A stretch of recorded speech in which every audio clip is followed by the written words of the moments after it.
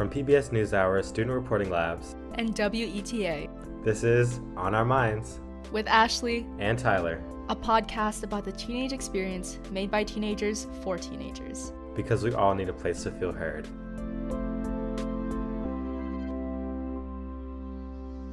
Hi Tyler, how are you? Hey Ashley, I'm doing good. How are you doing? I am doing good, but I'm a little stressed out. I'm in my IB diploma program at my school, and so I'm just finishing up doing one of my internal assessments. I'm editing my environmental science one right now. The topic's really interesting, but it is a lot of writing. What about you? Senioritis. That's what I'm working on right now. That's real. Ready to graduate, but that sounds like a lot of work. I'm not even gonna lie. At least for me, and I'm sure for so many others. I'm balancing a lot of different things right now, and it's sometimes very hard to make sure that I'm getting everything done. And I do think that sometimes it's very easy to neglect one thing when you're so focused on another thing. Yeah, time management is actually a really big thing for me. I'm on TikTok so much, and then I'm like, oh, I probably need to be doing some homework. That's actually what we're going to be talking about today in our episode about time management. So for our first segment, we're going to hear from Maria and Sanzeda in Michigan, who interview people at their school about their time management struggles.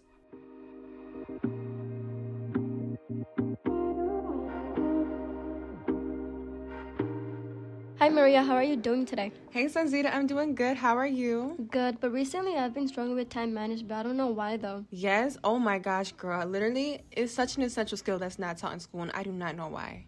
My friend George and I were talking about time management. We got really deep into the details about it. Hi George. Hey Sanzeda. As a football player, how do you manage all your classes, homework assignments, and all that? It's really just about having a goal that you want to achieve. That's basically your motivation to keep going. I have this big motivation of just give everything to my parents that they've given to me. If schools were to have taught time management skills, do you think it would help you now? As a student athlete, I think that if we were taught it, we wouldn't be as drained and stressed. And I think that's why a lot of student athletes fail classes, because time management, they don't know how to.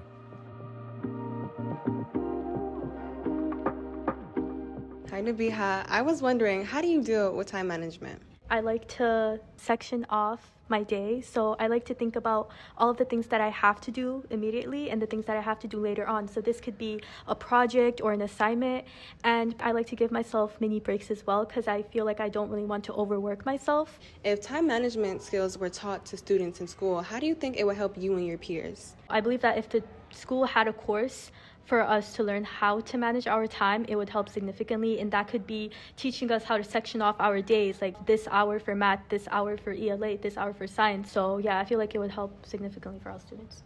Personally for me, I'd ask my teacher, Miss Willis, my AP seminar teacher. I think she would have some really great advice. Why do you think that time management isn't taught in schools? I think that we don't teach a lot of life skill kind of things. At one point in time, in the dinosaur days, we used to have home ec and those very practical skills that people needed, and we took them out of the schools for people to get the grade, do this, do that we miss so many foundational things that we need to learn to live and be productive. Stuff that you need to know how to do every single day, and nobody is teaching that to you.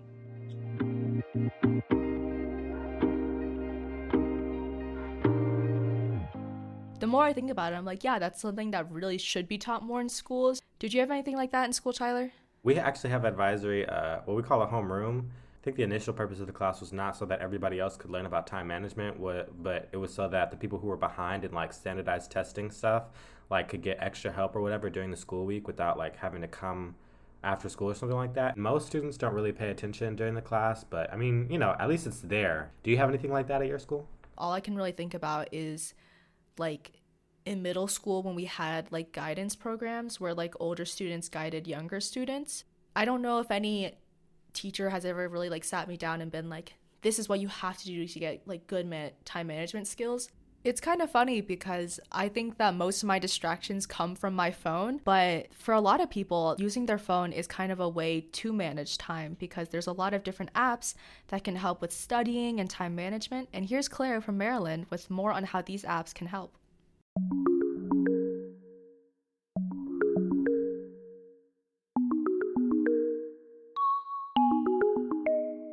These days, technology has integrated itself into our study routines. We access materials online, take notes on our devices, and look up answers to difficult questions whenever we want. At the same time, technology and social media can be super distracting, as I found myself ditching my work to scroll on Instagram way too often. But after talking with other high school students, I realized that teens have found their own ways to keep themselves off the TikTok For You page and on task. Here's Michaela. Recently, I started using an app called Study Bunny. At first, I was a bit skeptical that it would be beneficial, but overall, it really helped me stay off my phone and make the most out of my study time. Like the other day, I set a timer for 20 minutes on the app, and then I reviewed flashcards until the timer went off. The concept is pretty simple. You set a timer for a certain time, and then you get coins when you are done. However, if you pause the app or go on your phone for more than 7 minutes, the amount of coins you're rewarded decreases, and then these coins can be used to customize your bunny. Like mine currently wears an avocado costume with a fedora and is underwater. My goal is to one day get enough coins to send my bunny into space. The app includes other features such as flashcards, to-do lists, music tracks to play on loop, and a monthly report of your total studying time.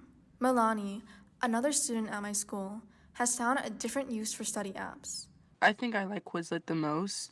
I saw my friends using it, they encouraged me to start using it, and it's like everybody in the school uses it. So when you're writing notes down in school, like you have basically different key terms, and so in the Quizlet, they'll have those on like flashcards, and you can flip it, there's a definition, there's like the word, and so it helps me connect with just memorizing things and being able to memorize important terms. But what about the students who constantly get distracted while flipping through flashcards?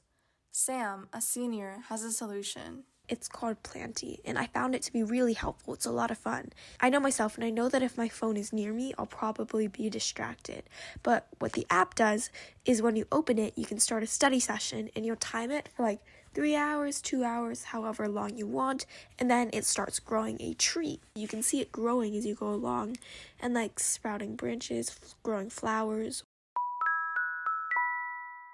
And if you navigate away from that app at any time, like if you open Spotify, text messages, Instagram, whatever app that's not Planty, your tree will die. As time goes on, you don't want to kill the tree because you're like, I already put so much time into this, even though it's a tiny little tree and it like doesn't matter. You still don't want to get rid of it. I just think it's so wonderful that we're using technology, even though it's a distractor in our life, and it's really negative sometimes. I'm so glad that it has that flip side, or it's also such a fantastic and great way to moderate itself.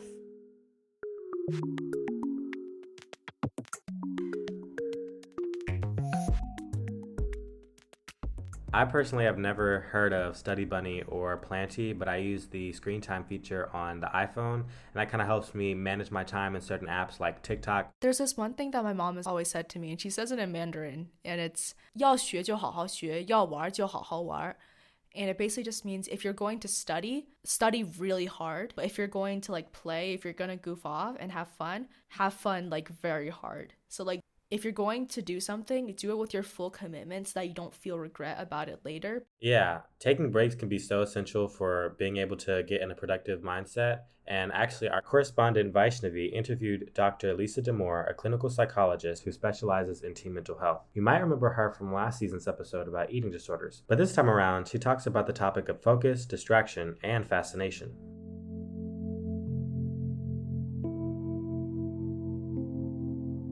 Hi, Dr. Damour. My name is Vaishnavi, and I'm a high school student who's passionate about mental health awareness.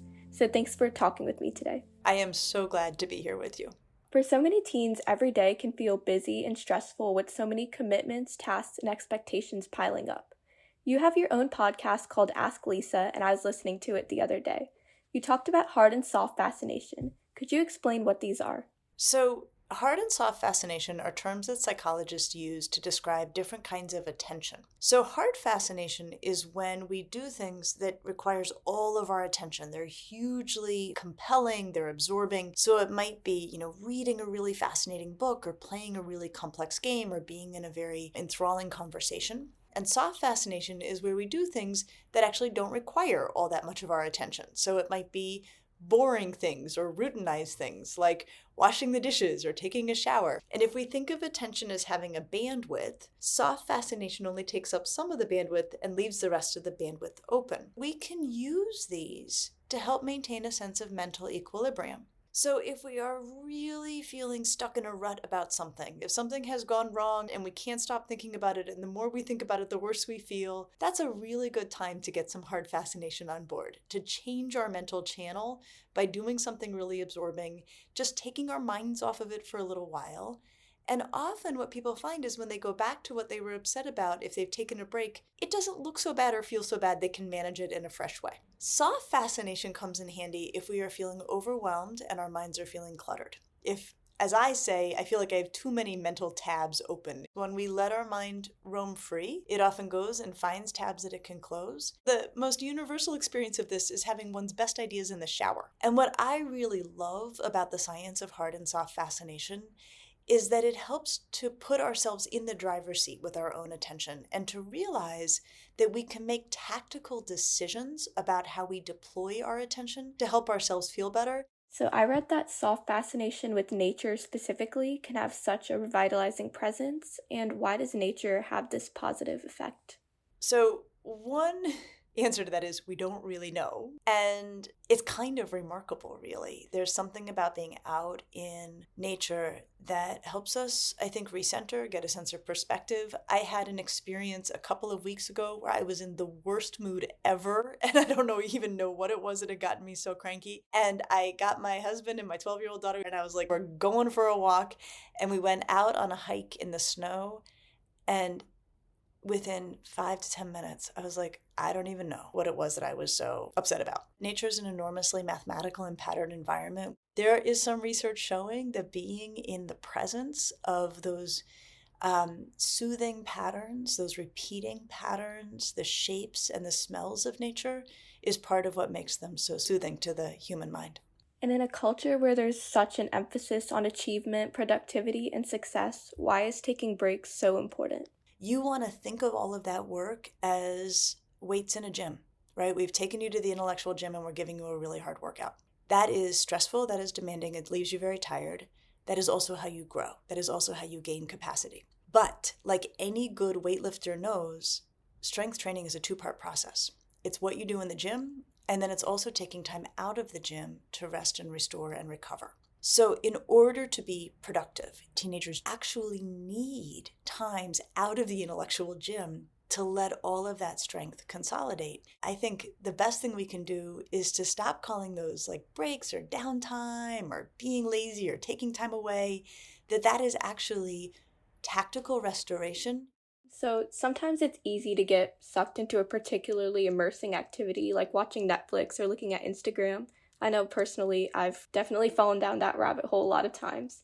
And sometimes it's the point where it's like hours later and tasks that need to get done aren't getting done at all. So how can we avoid this, especially with particularly addicting activities like binge watching TV or scrolling through social media? So one thing I think can help make shorter intervals of binge watching and social media more satisfying is to not feel guilty about them. To think to yourself, I have had a very difficult period of work. I am going to restore myself here. I'm going to feel good about it, and then I'm going to go back to work. Feeling bad about it is going to undermine how useful it is to you. The other thing I would say is set a timer. One of the things I do when I have a lot of work to do and I am struggling with motivation is I set a 20-minute timer for a period of work, and I work really hard for that 20 minutes, and then I set a 5-minute timer to do whatever I want. The last thing I will say, and I know you all know this, but this is so important, those algorithms are really manipulative. Social media is designed to do one thing and one thing only, which is to keep an iron grip on your attention. But one thing that can make it easier to step away is to remember you're being manipulated. Adults are using your attention to make money.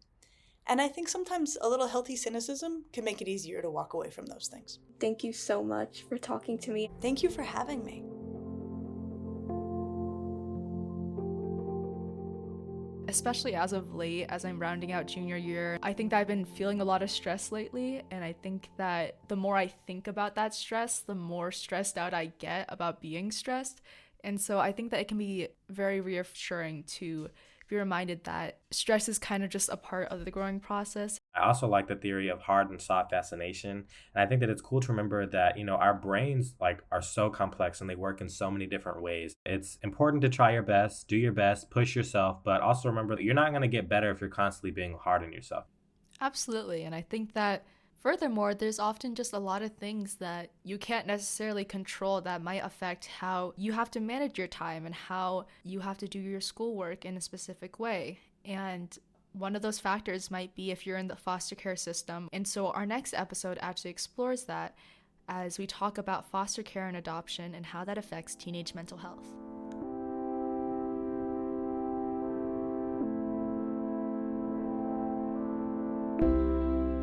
Today's segments were produced by Maria and Sanzeda from Cass Technical High School in Detroit, Michigan, and Claire and Michaela from Richard Montgomery High School in Rockville, Maryland. This episode was produced and edited by youth media producer Becky Wandel with help from lead podcast producer Briget Ganske, editorial director Marie Kusick, and executive producer Leah Clapman. Special thanks to our correspondent Vaishnavi and Dr. Lisa Damour. Theme music by Jackson Teedens. Additional music by Blue Dot Sessions. On Our Minds is supported by the Arthur Vining Davis Foundations. If you or someone you know needs help, we have a list of resources at studentreportinglabs.org/mental health resources.